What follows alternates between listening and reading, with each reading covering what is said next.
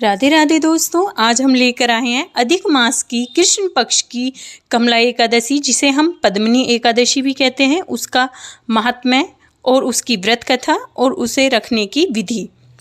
तो चलिए हम बिना देरी करते हुए पहले एकादशी व्रत की विधि कहेंगे, फिर महात्म्य कहेंगे और फिर हम कथा कहेंगे।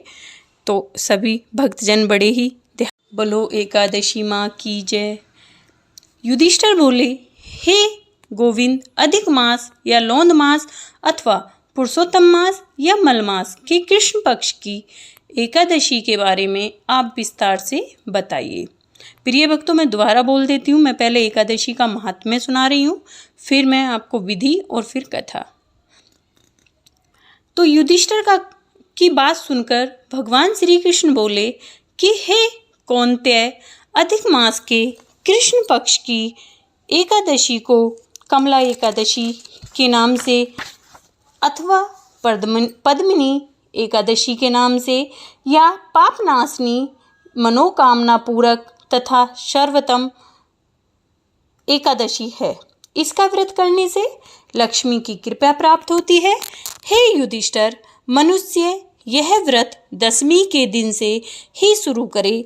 इस दिन कांसे के पात्र में भोजन, मांस, मदिरा, मसूर की दाल, चने की दाल, कोंधो, साग, पराया अन्न मतलब पराए घर का खाना, शहद आदि नहीं खाना चाहिए।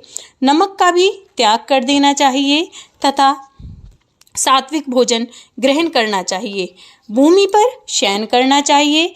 ब्रह्मचर्य का पालन हमें दशमी तिथि से करना चाहिए और द्वादशी तिथि तक करना चाहिए।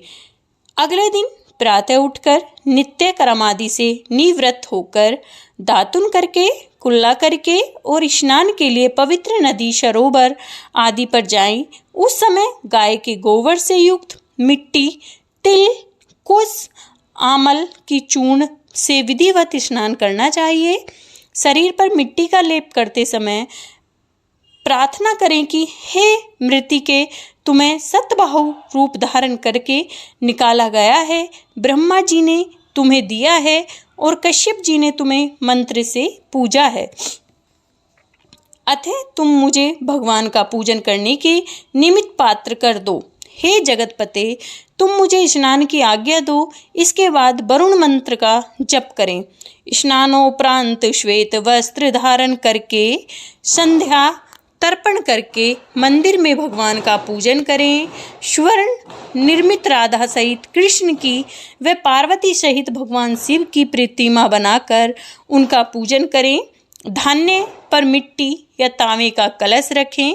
फिर उस कलश को वस्त्र गंध से शोभित करके उसके मुंह पे तांबे, चांदी या स्वर्ण का पात्र रखें। उस पात्र पर भगवान की प्रतिमा रखकर धूप, दीप, नैवेद्य, चंदन, पुष्प आदि से पूजन करें। फिर भगवान के समक्ष नाच गान करें। उस दिन रासवाला स्त्री का स्पर्श ना करें, झूठ न बोलें, गुरु व ब्राह्मण की निंदा ना करें, भगवान के समक्ष पुराण आदि की कथा सुने। इस एकादशी का निर्जल व्रत अवश्य ही करना चाहिए। यदि सामर्थ्य हो तो जल पीकर या भूखे रहकर व्रत करें। रात्रि में भगवान की भक्ति करें।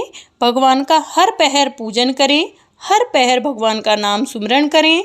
पहले पहर में नारियल, दूसरे में बेलो फल, तीसरे में सीताफल व चौथे में संतरा अर्पित करें। इससे पहले पहर में होम का, दूसरे में वाजपेय यज्ञ का, तीसरे में अश्वमेघ यज्ञ का, चौथे में राशु यज्ञ का फल मिलता है। इस प्रकार सूर्य उदय तक जागरण करें, फिर स्नान करें, विप्रों को भोजन कराएं, भगवान की प्रतिमा सहित सारी सामग्री ब्राह्मण को दें। इस प्रकार जो मनुष्य विधि विधान पूर्वक भगवान का पूजन व्रत करता है, उसका जीवन धन्य हो जाता है और इस लोक में सुख भोग कर वह भगवान विष्णु के धाम को जाता है। हे राजन, हे श्री कृष्ण, यह पद्मिनी एकादशी की व्रत विधि मैंने आपको सुना दी है।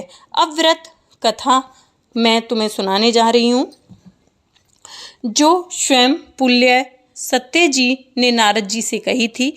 तुम सारे भक्तजन ध्यानपूर्वक ये कथा सुनो।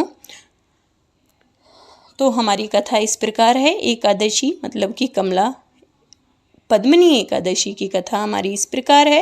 पूर्व काल में कार्तवीर्य सहस्त्रबाहु ने लंका के राजा रावण को कारागार में डाल दिया था। पुलत्स्य जी ने के कहने पर उसने रावण को मुक्त किया था। तब नारद जी ने पुलत्स्य जी से पूछा कि हे महामुने, रावण ने तो देवताओं व उन सब के राजा इंद्र को भी जीत लिया था, फिर कार्तवीर्य ने उसे कैसे जीता? यह तो बड़े आश्चर्य की बात है। मेरे इस संशय का आप समाधान अवश्य करें। तब पुलत्स्य जी ने कार्तवीर्य की उत्पत्ति की कथा सुनाते हुए कहा कि त्रेता युग में माहिष्मती नगरी में उप कार्तवीर्य का शासन था। उसके 100 रानियां थीं, लेकिन किसी भी रानी के ऐसा कोई पुत्र नहीं था जो उस राज्य का भार संभाल सके। तब उस राजा ने पुत्र प्राप्ति के लिए अनेक यज्ञ किए, लेकिन वे सभी विफल रहे। अंत में तप द्वारा सिद्धियां हासिल करने के लिए वह गंधमादन पर्वत पर चला गया। उसकी पत्नी हरिश्चंद्र की पुत्री प्रेमदा भी वस्त्र आभूषणों को तज कर पति के संग गंधमादन पर्वत पर चली गई। उन दोनों ने वहाँ 10,000 वर्ष तक घोर तपस्या की, लेकिन सिद्धि नहीं मिल सकी। राजा कंकाल मात्र बनकर रह गया। यह देख प्रेमदा ने विनीत भाव से सती अनसुईया से पूछा कि हे देवी, मेरे पति को तप करते हुए 10,000 वर्ष व्यतीत हो गए हैं, लेकिन भगवान प्रसन्न नहीं हो रहे, जिससे मुझे पुत्र प्राप्त नहीं हो पा रहा। तो मैं भगवान को प्रसन्न करना चाहती हूँ, जिससे मुझे पुत्र की प्राप्ति हो जाए। अब तुम ही कोई ऐसा व्रत बतलाओ जिससे मुझे पुत्र की प्राप्ति हो। तब सती अनसुईया ने कहा कि 32 मास बाद अधिक मास आता है, जिसमें 2 एकादशियां होती हैं।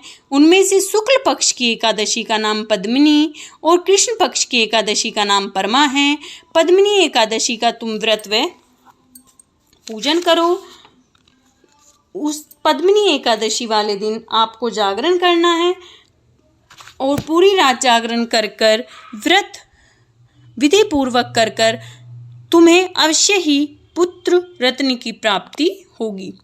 सती अनसुईया ने उस व्रत की विधि भी बतला दी। रानी प्रेमदा ने यह व्रत किया और रात्रि में जागरण भी किया। उसके फलस्वरूप भगवान विष्णु प्रसन्न हो गए और वर मांगने पर उसे मनचाहा वर दिया। तब रानी भगवान की स्तुति करके बोली कि हे प्रभु, यह वर आप मेरे पति को दो। इस पर भगवान विष्णु बोले कि प्रेम दे, अधिक मास मुझे अति प्रिय है। इसमें तुमने एकादशी व्रत व जागरण किया है, अतः ये मास मेरे नाम पर है, जिसको हम पुरुषोत्तम मास भी कहते हैं। अतः मैं तुमसे इसीलिए बहुत ज़्यादा प्रसन्न हूँ। इतना कहकर वे राजा से बोले कि हे राजन, अब तुम अपने मनोरथ के अनुकूल वर मांग लो। भगवान की ऐसी वाणी सुनकर राजा ने कहा, हे प्रभु, आप मुझे श्रेष्ठ सर्व पूजित व आपके अलावा देव दानव मनुज से अपराज्य पुत्र प्रदान करें। फिर श्री कृष्ण भगवान तथास्तु कहकर भगवान वहीं अंतर्धान हो गए। राजा व रानी अपने राज्य में लौट आए। उन्हीं का पुत्र कार्तवीर्य था जो अजय था, अतः उसे रावण को भी जीत लिया था। उसने रावण को भी जीत लिया था।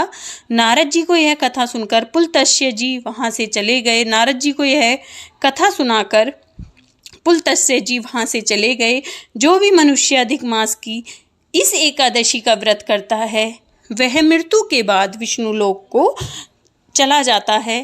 कहते हैं ये पुरुषोत्तम मास भगवान श्री हरि को अति प्रिय है, क्योंकि ये भगवान के ही नाम पर है। तो भक्तों, जो भी हम अधिक मास में जो भी हम श्री हरि विष्णु भगवान का जप पूजन करते हैं, वो हमारा कभी भी निष्फल नहीं जाता। और ये बात सच है कि जो हम हरि का नाम लेते हैं, वही हमारे मृत्यु के बाद हमारे साथ जाता है, वही हमें नरक और स्वर्ग की प्राप्ति कराता है। तो बड़े ही सभी जोर से बोलिए एकादशी माँ की जय। और तुलसी माँ की भी जय और श्री हरि विष्णु भगवान की जय। प्रिय भक्तजनों, आपको मेरी कथा अगर थोड़ी भी अच्छी लगी हो तो मेरे चैनल को लाइक, शेयर और सब्सक्राइब जरूर करें। Thanks for watching. इससे करने से मुझे मोटिवेशन मिलता है। राधे राधे।